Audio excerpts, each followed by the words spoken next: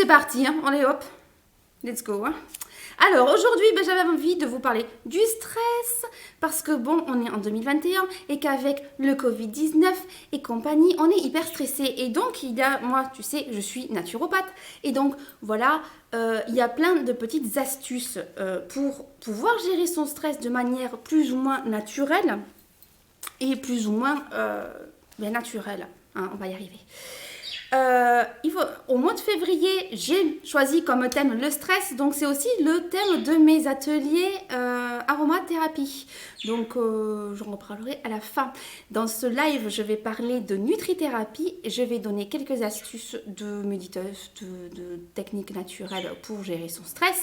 Et on va parler surtout de nutrition parce que le gérer son stress, ça passe aussi par la nutrition. Ouais. Alors, le stress, on dit qu'on a mal au ventre, on a des migraines, on a des boutons, on a des insomnies, on a des tensions permanentes, le dos coincé. Ça, ce sont ce qu'on appelle les symptômes du stress. 50 000 Français consultent chaque jour car ils sont stressés. Le stress est positif car il nous permet de réagir à une situation donnée. Le stress a toujours existé, c'est pas nouveau de nos jours. Autant de Cro-Magnon et compagnie, ça existait déjà. Voilà. Ça existait déjà, pardon, j'ai eu un bug parce que je regardais les commentaires. Ça existait déjà. Alors, à l'époque de Cro-Magnon, j'ai pris l'exemple de Cro-Magnon, le stress augmentait le rythme cardiaque et il faisait transpirer notre ami Cro-Magnon parce que ça passait surtout quand il se retrouvait face à une bête féroce, ok. Et puis tout se calmait quand il repartait à son abri. Soit parce que il avait rejoint son abri, hein, il se calmait parce qu'il avait rejoint son abri, ou alors parce qu'il s'était fait manger, tout simplement. Et oui, c'est la vie, c'était la vie à l'époque. Mais à cette époque, le stress, il était ponctuel, c'est-à-dire que il ne durait pas. De nos jours, il reste dans la durée. C'est un stress, voilà. Le stress ne redescend pas. On est dans une tension permanente. Et pourtant, il n'y a plus de bêtes sauvages. Le résultat, c'est que l'organisme est sur la défensive et il est privé de tout moyen d'exprimer son stress. Donc, l'autre problème, c'est que le stress actuel, il est moins intense, mais plus prolongé que celui qui était causé par la bête sauvage. Donc, numéro 1, il faut prendre conscience de son stress. Numéro 2, il faut le gérer afin non pas de le faire disparaître, mais d'apprendre à l'accepter et d'en faire son ami. Mais oui, le stress peut être ton ami. Je sais que c'est bizarre comme concept, mais tu verras que tu peux mieux vivre ton stress en faisant ton allié. Yes! Alors, on va parler des effets potentiels du stress. Un des effets numéro 1, c'est les effets somatiques. Les problèmes de sommeil, les problèmes de libido, problèmes d'appétit, problèmes cardio, les problèmes d'ulcères, les problèmes intestinaux, les douleurs, les problèmes de peau. Après, les problèmes psychologiques dus au stress, comme l'anxiété, la dépression, les peurs, la tension permanente. Je tourne ma page. La perte de plaisir, le pessimisme, la dévalorisation. Après, les problèmes comportementaux, susceptibilité, impulsivité, manque de tolérance à la frustration, pardon, j'avais pas fini ma phrase. Agressivité, précipitation, isolement, problèmes relationnels, addiction, fatigue et fatigabilité. Et les problèmes potentiels au niveau intellectuel, comme les problèmes de mémoire, les erreurs de raisonnement, des devoirs de jugement, les difficultés d'attention, de mémorisation, de compréhension ou de concentration. Est-ce que vous avez des questions déjà là? Si vous avez des questions en cours de route, n'hésitez pas, j'y répondrai. Hein? Voilà, j'ai fait un petit condensé des effets potentiels du stress parce que voilà, il y a une multitude. On parle aussi que de certains cancers qui pourraient être dus au stress. Alors, j'avais lu des articles en ce sens, mais j'ai pas trouvé d'études j'ai pas trouvé d'études hyper fiables. Enfin, Donc je rentrerai pas dans le truc des cancers dus au stress, mais je suppose bien que le stress provoquant certains symptômes, ça peut amener effectivement, peut-être pas à amener à avoir un cancer, mais à augmenter les symptômes du cancer. Donc bon. Alors le stress, ça touche tout le monde, même les enfants. Hein, ça part du nourrisson au centenaire, le stress. Hein, on est d'accord. Tout le monde, à un moment donné, est stressé. Moi, je l'ai découvert avec mon fils. Hein, aussi, il était stressé quand il était plus petit. Il y avait certaines choses qui le stressaient. Et puis, de nos jours, et j'en parlais avec pas mal de collègues dans le domaine de la santé naturelle, il est évident que là, on est sous pression avec cette crise du Covid. C'est surtout maintenant l'après qu'on doit préparer. C'est-à-dire, je pense, et j'ai entendu un truc à la radio ce matin, qui va dans mon sens, c'est que les conséquences de la crise du Covid au niveau du stress, de l'anxiété, des dépressions, ça va être terrible. Les problèmes comportementaux qui vont se générer après la crise du Covid. Je pense vraiment qu'il faut commencer déjà à se prendre en charge maintenant à ce niveau-là, au niveau du stress, parce que, bon, je ne vais pas rentrer dans un truc politique, mais on est plus ou moins, enfin moi c'était mon cas il y a quelques semaines, moi le gouvernement m'a beaucoup stressée entre on confine pas, alors maintenant j'ai un peu lâché le truc, mais j'étais tout le temps, oui on va confiner, il faut être prêt. Ah mais non on confine pas, oui, qu'est-ce qu'ils font? Et voilà, là j'ai un peu lâché le truc, j'avoue que ça fait 3 jours que j'ai pas vu les infos, je suis un peu à la ramasse, mais oui merci pour l'explication, mais c'est vrai que du coup, aujourd'hui, on est dans un stress permanent. Moi, à un moment donné, il y a 3 semaines, je dormais hyper mal à cause de toutes ces... de cette attente de savoir si on allait être confiné ou pas. C'est vraiment... c'est pénible, quoi. Sérieux. Et pourtant, moi, je ne suis pas d'une nature hyper stressée. Mais voilà, j'avais envie de partager mon expérience et puis c'est tout. Merci. Et donc, on va rentrer dans le vif du sujet et parlons phytothérapie, puisque c'est une de mes spécialités après tout. Alors, je vais vous donner quelques plantes anti-stress, mais je ne vais pas vous dire comment les utiliser forcément, et je ne vais pas vous dire laquelle vous devez prendre. Pourquoi? Parce que chaque plante va avoir un effet sur tel ou tel symptôme. Par exemple, moi, quand je suis stressée, j'ai des problèmes d'appétit, je réfléchis à manger, j'ai mal au ventre. Donc, je vais prendre plutôt telle plante. Toi, par exemple, tu vas, quand tu es stressé, tu as peut-être des problèmes cardiaques. Tu as le palpitant qui part, quoi. Là, tu vas plutôt prendre de l'aubépine. Donc, moi, je vais te donner une liste de plantes qui sont réputées être bonnes contre le stress et l'anxiété. Et à toi de faire tes recherches et d'aller voir un naturopathe, un pharmacien, un médecin, pour en parler avec lui et voir quelle plante est plus adaptée pour toi. Alors, les plantes dont je vais te dire, tu vas les trouver sous forme de gélules ou de tisane. Donc, il y a la griffonia, qui est une très bonne plante anti-stress. La mélisse, qui est très calmante. L'aubépine, j'en ai parlé, qui est très bonne pour quand tu as le palpitant qui part, quand le stress te provoque des problèmes cardiaques. Je te conseille l'aubépine. La passiflore, qui est géniale pour tous les problèmes de sommeil. La rhodiola, qui est une plante adaptogène. La valériane. Le millepertuis, que moi j'ai beaucoup pris lors du 2e confinement, parce que je retrace vite fait, le premier confinement, j'ai fait une demi-dépression. J'ai commencé un peu au début du 2e confinement. Donc, du coup, j'ai pris du millepertuis qui est très bonne pour les problèmes un peu dépressifs.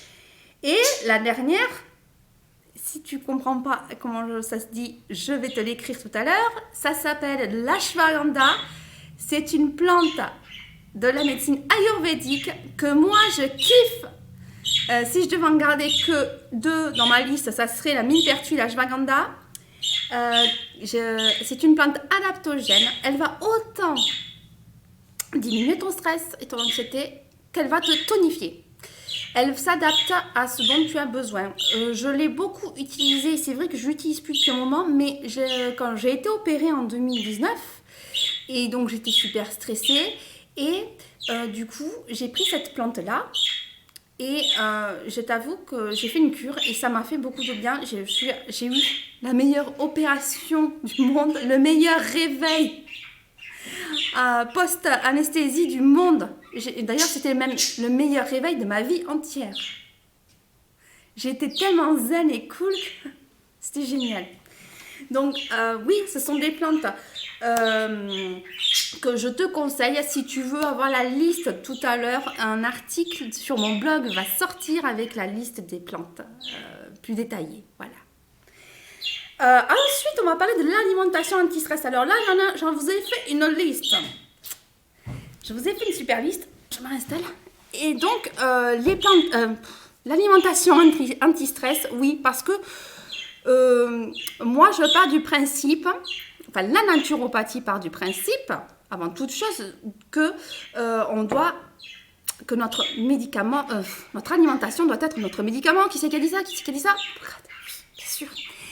Et moi, je trouve que c'est le premier truc à mettre en place quand on a une problématique en particulier, c'est déjà de revoir son alimentation. Ça, c'est une des premières choses que moi, je conseille de faire avant de passer aux compléments. Aujourd'hui, je ne parle pas de compléments, j'ai parlé un peu de phytothérapie parce que ça va avec l'alimentation. Hein. Pour moi, oui, ça va ensemble. Mais je ne parlerai pas de compléments aujourd'hui. Alors, l'alimentation... Alors, vous allez m'adorer parce qu'en numéro 1, j'en ai mis un bon. Le chocolat noir. Yes. Le chocolat noir, minimum 70%. Alors, le chocolat réduit le cortisol, qui est l'hormone du stress. Il est riche en magnésium, il est riche en vitamines du groupe B. Il est riche en mélatonine. Il est riche en antioxydants. Il stimule la production d'endorphines. Yes. Et il a un effet relaxant. Attention, c'est pas pour ça qu'il faut s'enfiler une plaquette de chocolat noir par jour. Hein. Maximum 20 grammes par jour. Voilà, c'est ce qu'on dit là. 20 grammes. 20 grammes, ça fait 2 carrés, je crois. Ça dépend des carrés, mais je crois que ça fait 2 carrés. Je suis en train de faire un calcul dans ma tête. Hein. Les glucides complets. Les glucides complets, donc c'est tout ce qui sont les céréales complètes. Donc... pain complet, pâte complète, riz complet, tout ça. Ils contiennent du tryptophane. Donc, c'est un acide aminé précurseur de la sérotonine, qui est l'hormone du bonheur. Donc, ça, à consommer tous les jours, je le dis souvent dans mes lives, quand on parle d'alimentation, je parle des céréales complètes qui sont très importantes pour notre organisme. Eh bien, raison de plus à manger. L'avoine. L'avoine, qui n'aime pas le porridge ici? Moi, j'adore le porridge. Et toi, tu adores le porridge? L'avoine est aussi riche en tryptophane, il est riche en fibres, en fer et en vitamine B6. Les agrumes sont riches en vitamine C, tu le sais. Et la vitamine C réduit la pression sanguine, le niveau de cortisol dans le sang. Donc, on a déjà parlé du cortisol avec le chocolat noir. Hein. Et puis, et ça, c'est un des avantages des agrumes, c'est que ça stimule le système immunitaire. Alors, juste, je m'excuse 2 secondes, il y a des travaux dans mon immeuble. Il risque d'y avoir du bruit. Je suis désolée. Voilà, des perceuses. Avec quoi je vis depuis une semaine. Hein. Les fraises, oh c'est bientôt la saison, allez dans un mois on mange des fraises, ça va être cool. Elles sont riches en vitamine C, elles ont plein de principes nutritifs qui vont aider à combattre l'hypertension. Si tu manges entre 6 et 8 fraises, tu as hyper plein de bénéfices pour toi là. Si tu arrives à manger que 6 à 8 fraises, parce que moi je crois que j'en mange beaucoup plus. Hein. Les poivrons, donc là je sais que c'est pas la saison des poivrons, mais en été, vas-y, on voit du poivron parce qu'ils sont riches en vitamine C, en vitamine B, en provitamine A, en potassium, en phosphore, en magnésium et en calcium. Ensuite, les haricots mungo, ce sont ces petits haricots tout verts qui donne des pousses de soja après, je crois. Ils sont très riches en magnésium qui préserve l'équilibre nerveux et musculaire. Alors si tu es comme moi, que tu ne les aimes pas dans ta nourriture, moi je les aime en graines germées, je les fais germer. Ils sont très bons en graines germées. Petit conseil. Le céleri qui est riche en magnésium. Les amandes, riches en vitamine E, elles renforcent le système immunitaire. Elles sont riches en vitamines du groupe B, en zinc, en magnésium et une poignée par jour, c'est parfait pour ton organisme. Les pistaches qui compensent les effets provoqués par le stress. Les pommes. Jacques Chirac le disait, manger les pommes. En anglais, on te dit an apple a day keeps the doctor away. Eh ben oui, manger des pommes. Les pommes sont riches en fer et en phosphore. Tout ce que je te dis, ce sont des nutriments qui sont bons pour faire baisser le stress, bien sûr. Les asperges sont riches en acide folique. Les bananes sont riches en potassium et en vitamine B5 et B6. L'avocat, riche en potassium, en vitamine B5, c'est la vitamine B5, c'est la vitamine anti-stress. Il faut le savoir. Les graines de tournesol qui sont aussi riches en vitamine B5, les pois chiches et les lentilles, donc les légumineuses en général, riches en magnésium, acide folique et fer. Voilà. Est-ce que vous avez des questions sur Instagram? Je vais faire une petite pause boisson.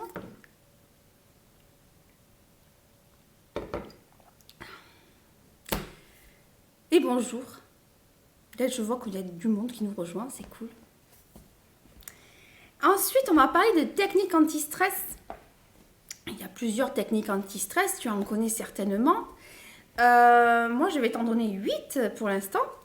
Il y a la respiration abdominale. Donc, la respiration abdominale, si tu n'es pas familier avec, c'est une respiration où, à l'inspire, tu vas gonfler ton ventre comme un ballon. Tu gonfles ton ventre, tu bloques sur 3-4 temps, et puis tu expires en rentrant le ventre, ok? Il y a aussi la méditation.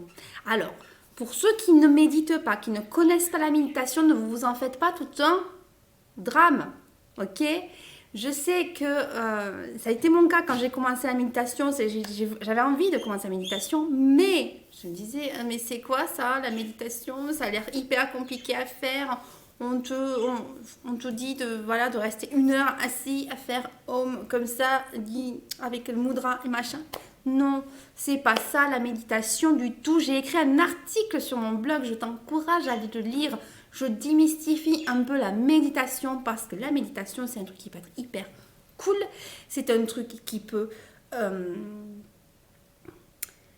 qui va t'aider et un truc que tu vas adapter à ta personnalité. Ce n'est pas parce que un blogueur ou un prof de méditation ou de yoga va passer 1 heure à méditer sans bouger, assis, que ça va marcher pour toi. Mais toi, tu dois trouver ta méthode de méditation. Je t'encourage à méditer, à apprendre la méditation. Il y a plein d'applications, il y a plein de vidéos sur YouTube. Je t'encourage vraiment à tester la méditation quand tu peux, et tu n'es pas obligé de méditer 20 minutes par jour, 5 minutes pour commencer, c'est déjà pas mal, ok? Se sourire devant un miroir, alors ça c'est formidable. Tu te mets devant un miroir et le fait de te sourire, de suite ça te rend plus joyeux. Testez et approuvez par mes soins. Utiliser l'humour pour booster son bien-être. Yes! Ça c'est un truc, pour moi, si tu me suis, que tu me connais, et ceux qui ne me connaissent pas, vous allez apprendre à me connaître. L'humour, c'est hyper important pour moi. Et moi, je trouve que l'humour, vraiment, c'est la clé de beaucoup de choses. Ayez de l'humour. Même s'il est nul. Vous, ça vous fait rire. Allez-y. Qu'est-ce qu'on s'en fout, hein? Soyez libre, rigolez. Essayez de faire rire les autres. On en a besoin. Des petites siestes flash pour recharger les batteries. C'est une autre option. Écouter de la musique, ça c'est bien connu, tu écoutes de la musique, le taux de stress baisse. La cohérence cardiaque. Alors en quoi consiste la cohérence cardiaque? Si tu ne connais pas, ça consiste à faire une inspiration sur 5 secondes, à expirer sur 5 secondes et tu fais ça 6 fois par minute et pendant 5 minutes. Il y a des vidéos sur YouTube avec, tu vois, des bulles, soit des bulles qui grossissent, des trucs comme ça, ou des fleurs qui éclosent. ou des applications super pour faire de la cohérence cardiaque. Et puis, moi, il y en a une qui me tient beaucoup à cœur, c'est l'activité physique en extérieur. L'activité physique en général, c'est génial contre le stress, mais si elle est faite en extérieur, je suis persuadée que c'est vraiment un grand allié anti-stress parce que le fait d'être dehors, de respirer l'air frais, s'il fait soleil, de profiter des rayons de soleil et tout, je pense que c'est tellement bénéfique que il faut pas se priver d'aller marcher, même autour de son quartier. Vas-y, yes. Ensuite, j'avais envie de parler du yoga. Le yoga, tu sais que c'est une de mes passions. J'adore le yoga et le yoga, c'est bien connu. Le yoga a des effets anti-stress. Si tu es familier avec le yoga, déjà, si tu fais des salutations au soleil, tu vas voir déjà tous les jours quelques salutations au soleil, tu vas voir que tu as déjà des effets bénéfiques. Moi, j'avais envie de partager un petit exercice avec toi, mais je vois que l'écran est un peu petit, mais on va essayer de le faire. Je vais t'expliquer en même temps.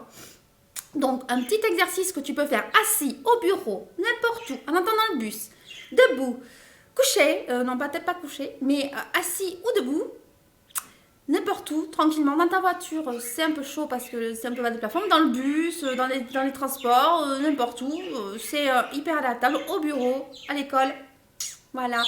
Alors, l'exercice, c'est que tu vas lever les bras au-dessus de ta tête, tu vas crocheter tes mains.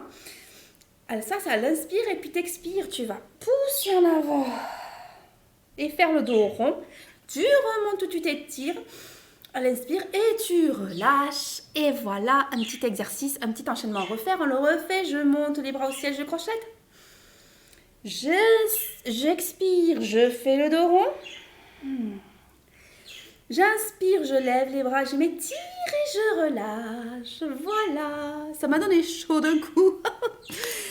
Et ben voilà, alors j'arrête là ce live d'aujourd'hui. Je ne parle pas d'aromathérapie pourquoi? Parce que j'ai un atelier aromathérapie sur le stress qui est en cours en ce mois de février. Le prochain, c'est samedi matin à 10h30. Il y a encore des places, tu peux t'inscrire sur mon site internet. Mais évidemment, l'aromathérapie, c'est formidable contre le stress. Voilà, l'aromathérapie, en général, c'est formidable. Mais là, pour tout ce qui est problème de stress, c'est super. Là, je t'ai donné des clés avec de la nutrition, quelques techniques naturelles anti-stress, un petit exercice de yoga. Et puis, tu peux compléter avec l'aromathérapie, donc dans mon atelier. Je rappelle qu'il ne faut pas hésiter à se faire aider si on a un stress trop permanent qui monte trop, machin, truc chouette. Il ne faut pas hésiter à se faire aider par des naturopathes, des sophrologues, hypnothérapeutes, la méthode qui te convient à toi évidemment. Et je veux te remercier d'avoir suivi ce live. Je te dis je crois que le prochain live c'est jeudi prochain et on parlera du gluten. Ami ou ennemi? Telle est la question. N'oublie pas de participer au concours sur ma page et la page des copines. Et voilà. Allez, bon jeudi, bonne journée, bonne nouvelle lune. Hein. J'espère que toi, elle te profite mieux qu'à moi. Bisous, bisous.